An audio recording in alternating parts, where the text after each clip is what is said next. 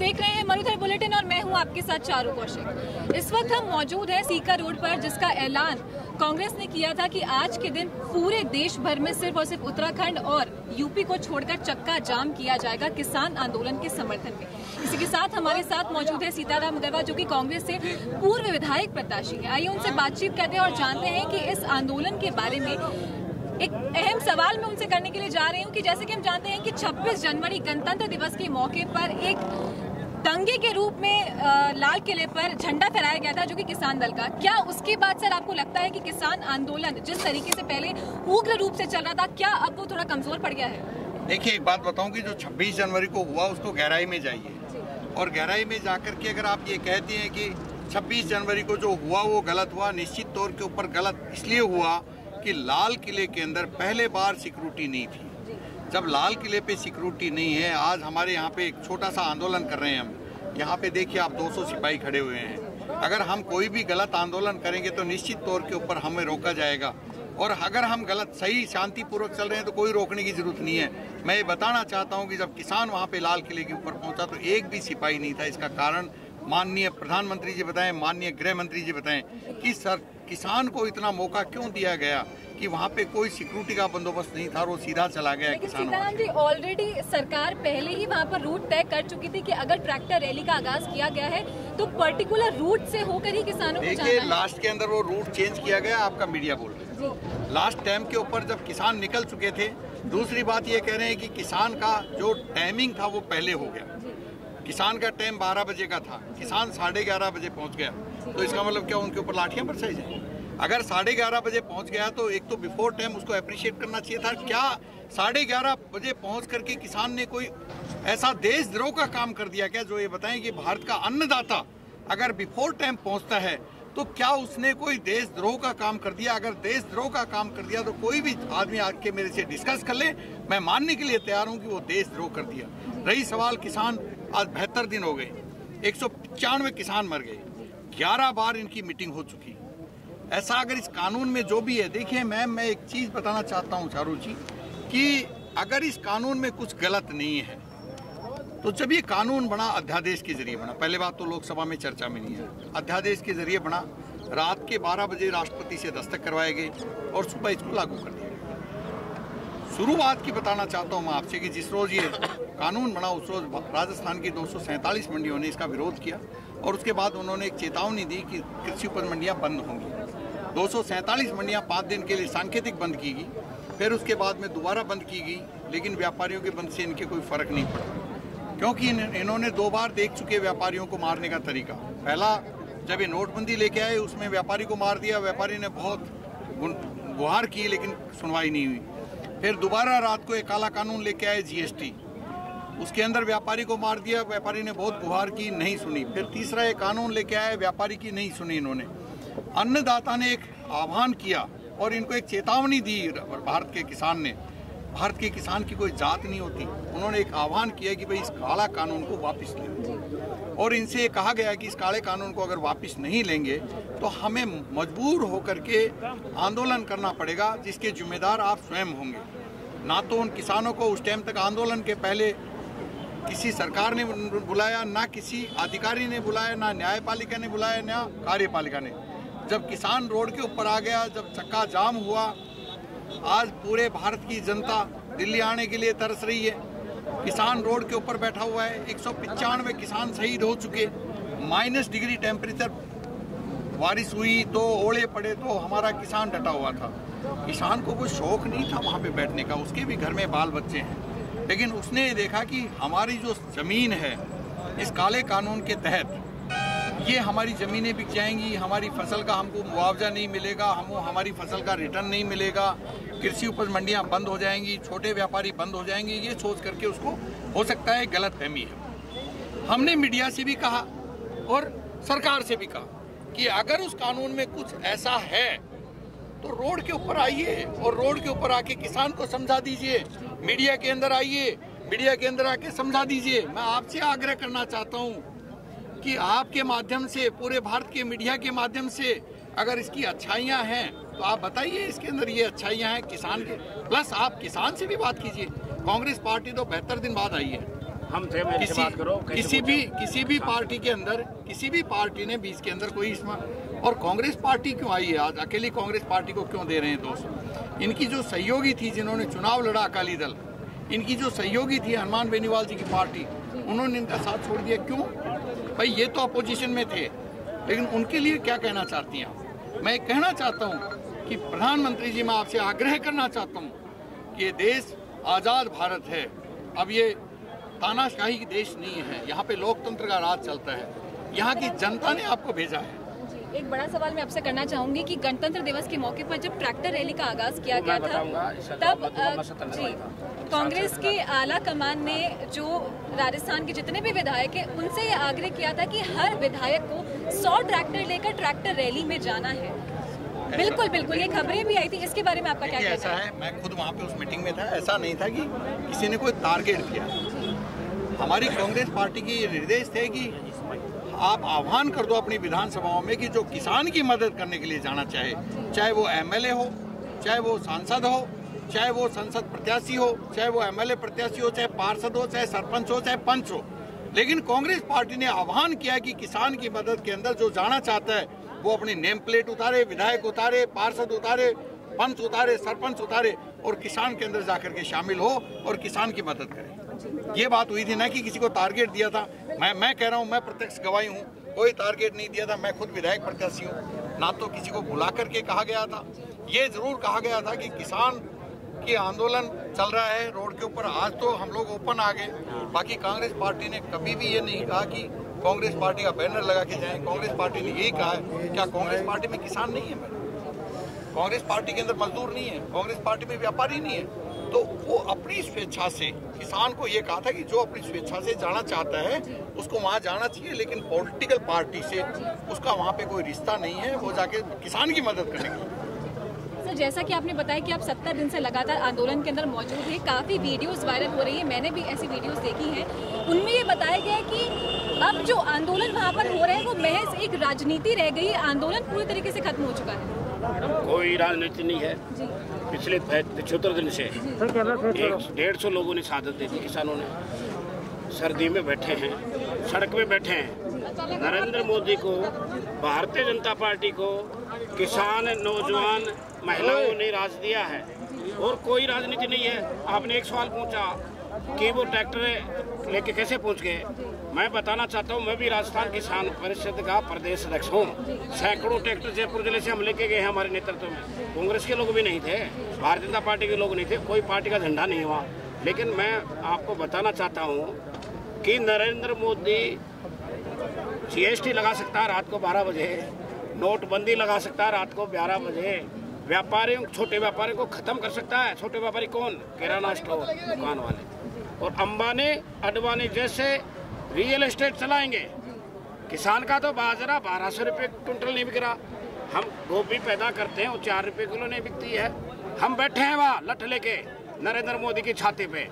और अभी हमने 3 कृषि कानून जो बिल लोकसभा में पास किए हैं रात को 12 बजे चोरी से। अब हम चेतावनी देना चाहते हैं आपके मंच के माध्यम से, कुछ मीडिया के लोग नरेंद्र मोदी मीडिया हो गया है। हम कहना चाहते हैं, जब किसान ये कह देगा कि मोदी हम तख्त पे बैठने वाले किसान हैं, नौजवान हैं, गरीब हैं, महिलाएं हैं, हम तख्त पे बैठना जानते हैं, पहले भी बैठ चुके हैं। ये मीडिया भोपू मोदी बन गया है। अब आपको बताना चाहता हूँ, राजस्थान के हमारे 10-12 संगठन हैं।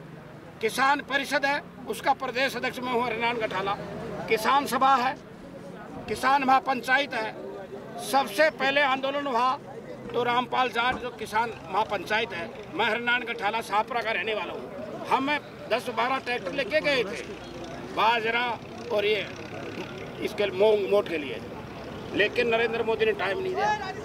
अब मैं कहना चाहता हूँ, देश के पूरे 500 संगठन, Thikri border, Sindhu border, Ghazipur border, Shajapur border बैठे हैं।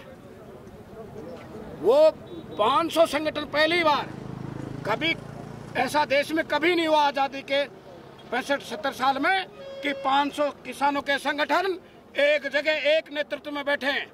जो गए हैं, आप मीडिया के माध्यम से कहना चाहता हूं, ये भाई भी वहां थे, वो जो गए हैं सन्नी देओल चुनाव लड़ा है फरीदाबाद से, पंजाब से।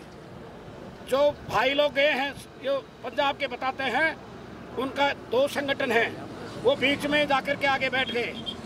ये केंद्रीय गृह मंत्री अमित शाह, नरेंद्र मोदी की चाल है और उनको व्यवस्था की है।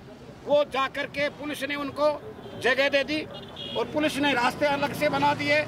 हमारे जो राकेश टिकैत है उसके नेतृत्व में यह आंदोलन शांति से चल रहा है। किसान संगठन कभी नहीं कहा झंडा फहरा दो, हैं?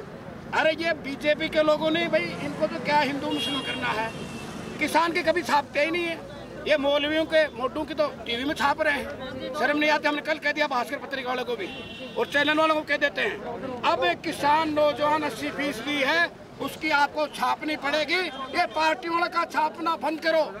ये मीडिया के लोग साफ शब्द में कहने वाले हैं कि हमारे चैनल बनेंगे, हमारे पत्रकार आएंगे, हम ही भर्तियां करेंगे। नरेंद्र मोदी का ठेका नहीं है कि गुजरात के लोगों को भर ले, गुजरात के लोगों को भर ले।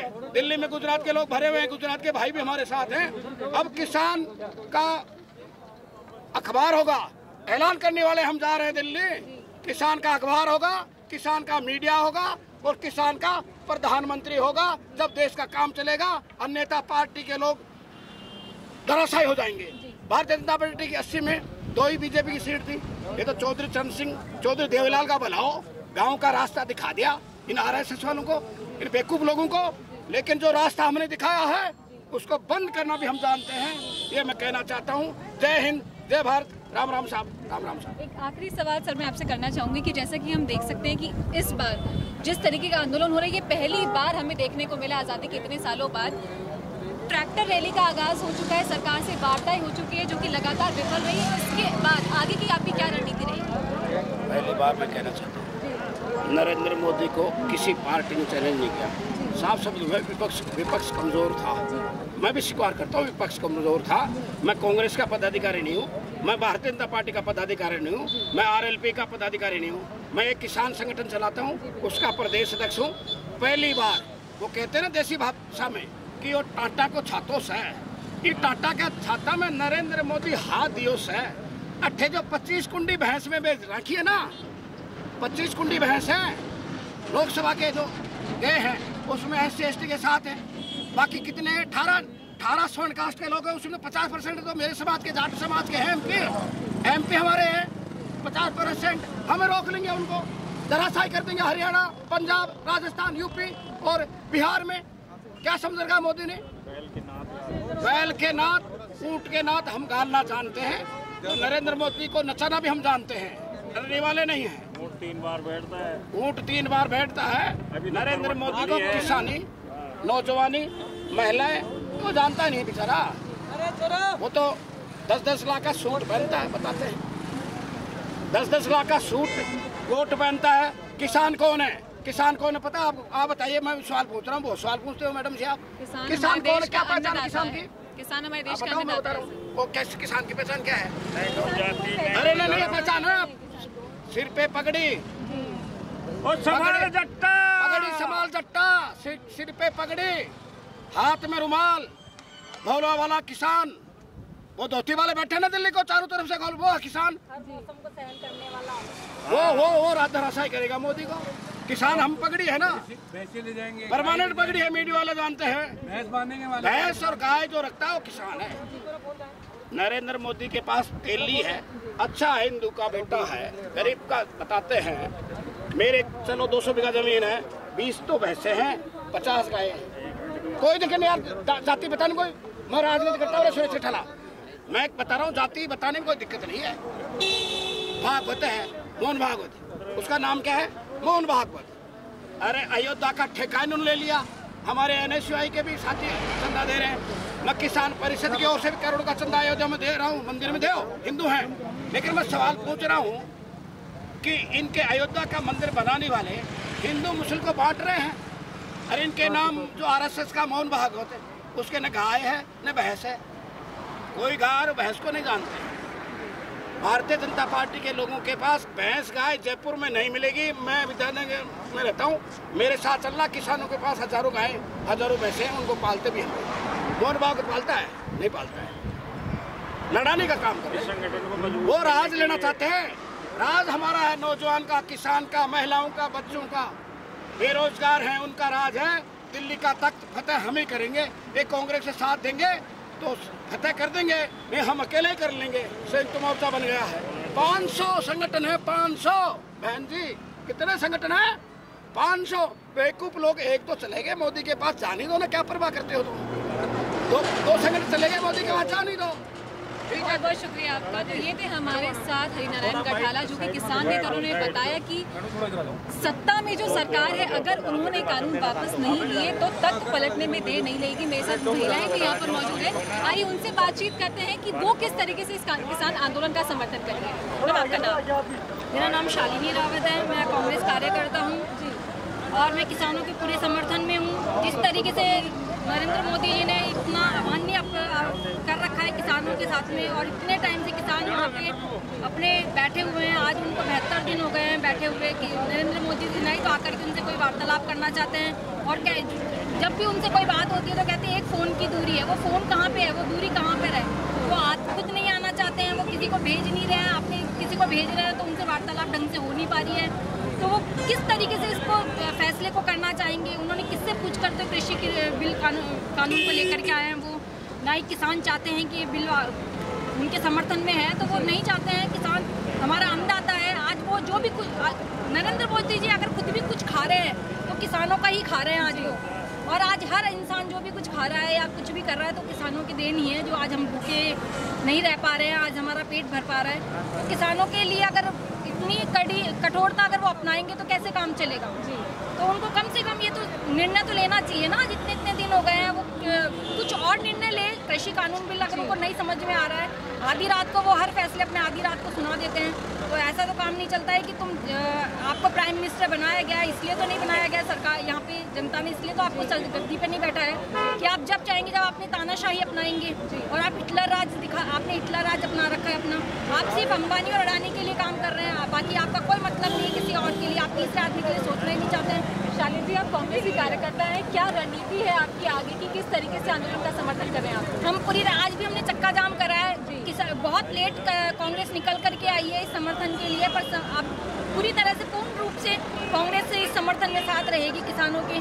क्योंकि हम नहीं चाह रहे थे, हम चाह रहे थे कि नरेंद्र मोदी जी खुद ही इस मसले को खुद हल कर लें, पर ये हल नहीं होता दिखाई दे रहा है किसी को भी। तो आप हर जनता को मैं तो ये कहूँगी कि चाहे वो नौजवान हो, चाहे वो छोटा बच्चा हो, चाहे वो बालक हो, चाहे वो वृद्ध, कोई भी उम्र हो उसकी, किसानों का समर्थन हर आदमी को करना चाहिए। यहाँ पे पार्टी पॉलिटिशियन कुछ भी नहीं है, ना ही वो कोई भाजपा है, ना ही वो कांग्रेस है, पर कांग्रेस किसान, हर इंसान किसान है और किसानों का साथ हर इंसान को देना चाहिए।